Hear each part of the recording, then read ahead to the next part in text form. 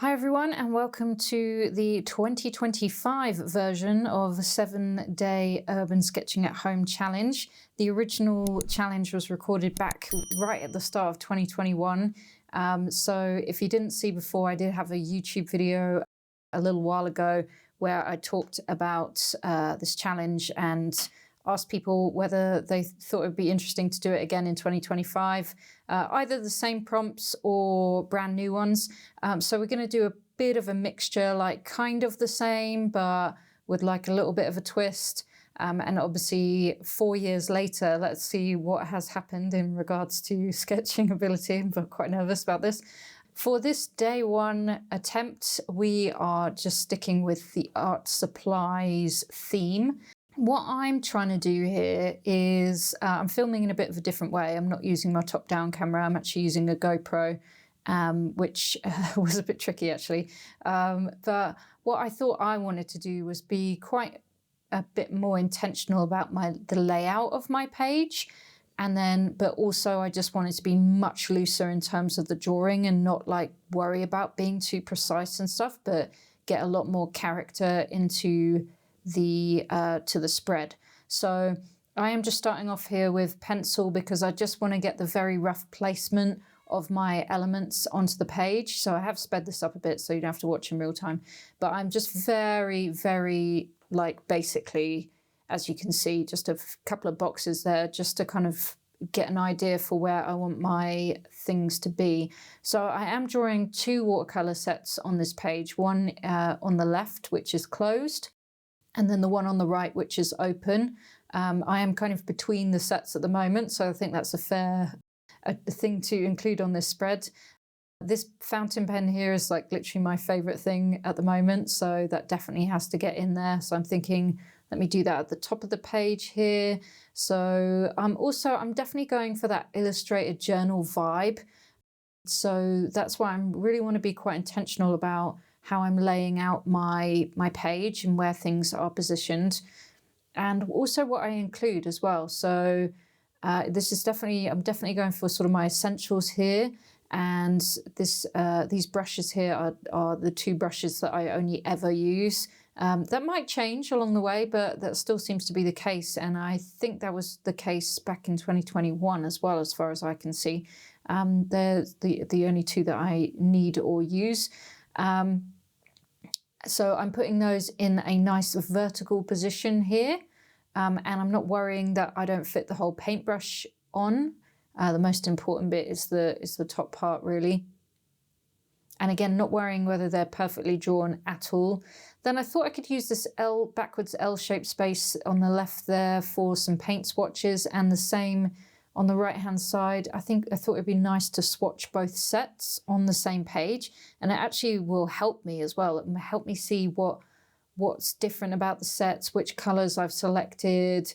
I just think it's a really nice visual reference. So as well as trying to make something pretty and doing like an art journal page or whatever, it's actually really useful to see. And I definitely learned something about the watercolor set on the right, that I definitely need to make a few color adjustments on that set, and it's only sort of really become obvious from doing this page. So I also wanted to add in some lettering as well, just really kind of make this quite a journal page. I know we're doing an urban sketching at home challenge here. These exercises are so that you can get used to sketching from life. That is the main crux of this, and so that you can get sketching something. And people are less nervous obviously to draw things at home, so that's why we're doing this. But I really need you to draw these items from life. Don't be tempted to take a photo of them and then go and sit somewhere and just draw from photos. The entire purpose of this is to draw from life. And as you get more confident from drawing from life, then you can work your way up to more complex subject matter. So that is exactly what this challenge is about. So I've drawn in my mechanical pencil there, following the kind of same angle as the watercolor set. And again, below that, my kneadable eraser, which, I don't use too much, but I have it in my pouch there just because I do use pencil, definitely for the first few minutes, just to make sure things are the right size on the page. That's what I prefer to do. I know a lot of sketches just go straight in with pen.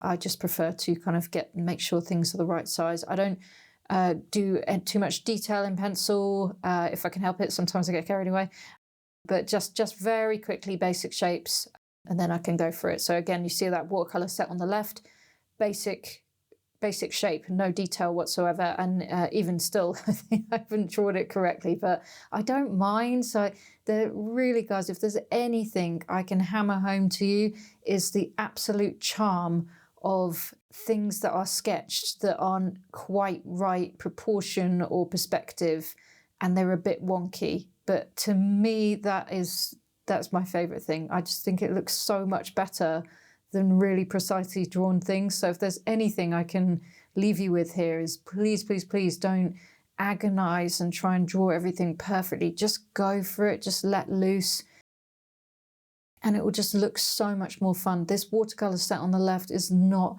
drawn. I look at it and I'm like, oh, that's that back corner there, that is not correct.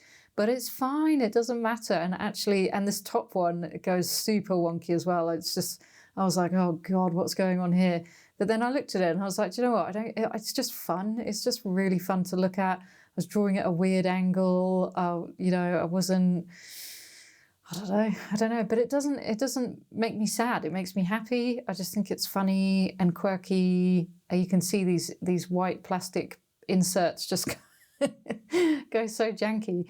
But I love it. I think it looks great. And if you look at any of the drawings of other urban sketchers or illustrated journalers or anything like that, you look at Danny Gregory, look at Kosha Kuna, Tommy Kane, just to name but a few. It's like you look at their drawings and you look at them and they're so great, but actually you look at them and you're like, oh, they're not drawn perfectly at all. They're really great drawings, but they're not like precise drawings. They're just drawings with lots of character. So if your drawing goes wonky, just don't worry about it. Just go for it. Go for it anyway. Use it as a learning experience. There's always something you can learn. So when I did this lettering in pencil, I could see I was running out of room to get everything in. So now I've gone to pen. I've just shifted myself over a little bit to the left because I did have space there. So now I've fit everything in without running into that watercolor set on the right-hand side. So that's fine.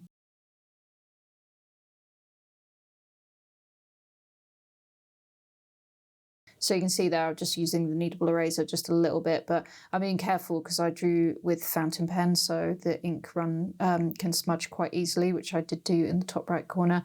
I do apologise here. I did forget to press record on my GoPro for painting that fountain pen at the top. It hasn't happened for a long time, but here we go. It has happened. So, but you didn't miss much. It's just painting in that fountain pen at the top in a kind of greeny blue colour. And just painting in all of the other items really now on my page, just going around and adding things. Again, I hope you can see that I'm not really being very careful. And yet again, that just adds to the absolute charm of these kinds of sketches and drawings. It just adds a little bit of a looseness to things, and it just makes it much more fun to look at.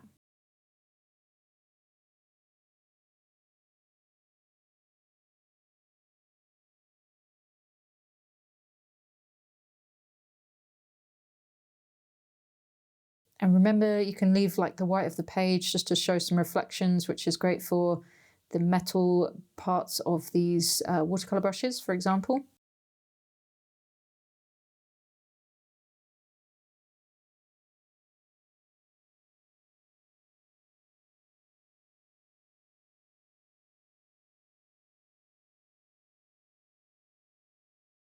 And if there's definitely bits I need to come back to on some of the objects, but I'm just letting them dry first and then I'll come back to them and add more details. So on this tin on the left-hand side, it's kind of got a bit of wear around the edges and just adding a few broken pen lines just for a bit of texture.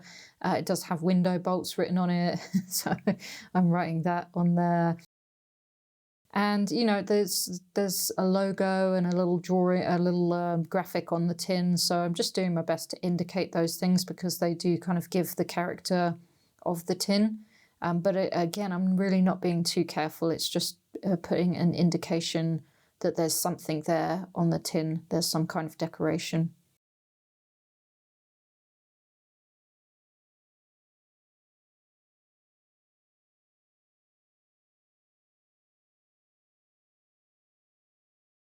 Okay, I've got a black brush pen now, so I'm just filling in the inside of that bulldog clip there. And then I really like it when I see other sketchers, namely people like Kosha Kuna and stuff like that, do jet black shadows on items. So, and I don't often do that. So I thought, let me have a go at that here. And this is another reason it's great just to follow the work of other people and kind of think about what you like about their style of sketching and stuff, and try it out in your own sketching and see if it's something that you like as well. You can find so much inspiration on the internet, YouTube, Pinterest, Instagram, people's books, obviously, as well.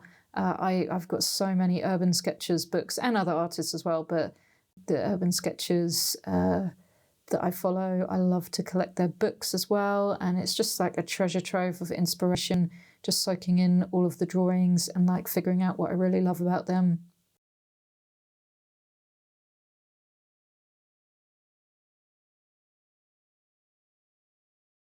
So it's really bold, adding like a thick black shadow to things. It really makes a statement, as you can see.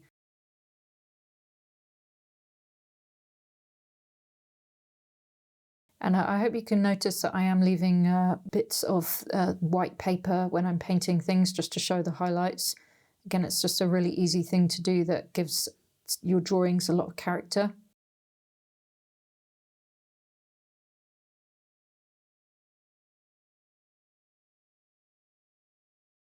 It's getting quite meta now because I'm painting the thing that I'm using to paint the thing with. I don't know, it's very strange.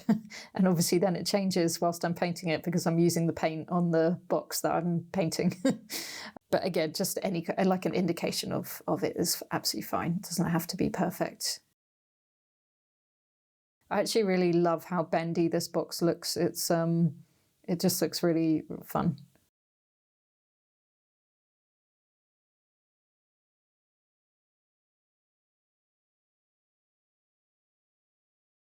Okay, so a lot of this is, you know, me waiting for ink to dry as well, especially, again, using fountain pens.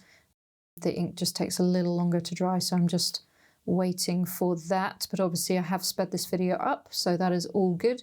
But this did take me probably about an hour to do, you know, just fiddling around with things. So I'm swatching the colours in this paint box now, this is a vintage cigarette case that I found at an awesome market called San Telmo Market in Buenos Aires in Argentina. I just saw it and absolutely fell in love with it. It only cost me $10 US, which I thought was a bargain. And I was just buying it on the hopes that it would be deep enough to fit in watercolor pans. And I was so happy when I got home, and it does indeed fit these watercolor pans in. So these are Roman Schmal watercolors here. Some of them are from his new Urban Sketches set, and then a few of them I've sort of put in for myself, but I do think I've made a couple of errors in the colors I've chosen. So probably going to go back to the Roman Schmal paint chart and have a look, see what I might replace those with. But they're really nice colours to use. I'm really enjoying them. Specifically that green, the autumn green is an absolutely beautiful colour.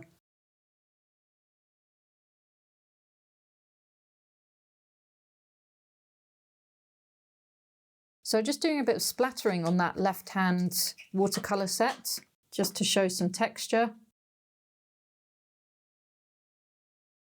And now I'm going to do the same thing at the bottom, but I realise I don't have much space, so I'm just going to swatch out these colours in a very thin rectangles, but I still think it's really fun to do.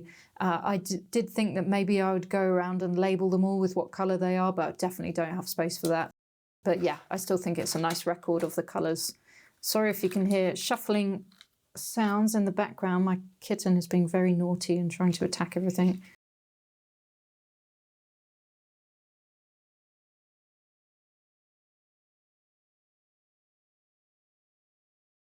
And then I've just run out of, these are bonus colours anyway that I've squidged in the bottom, so I'm just putting them up the side, which is fine.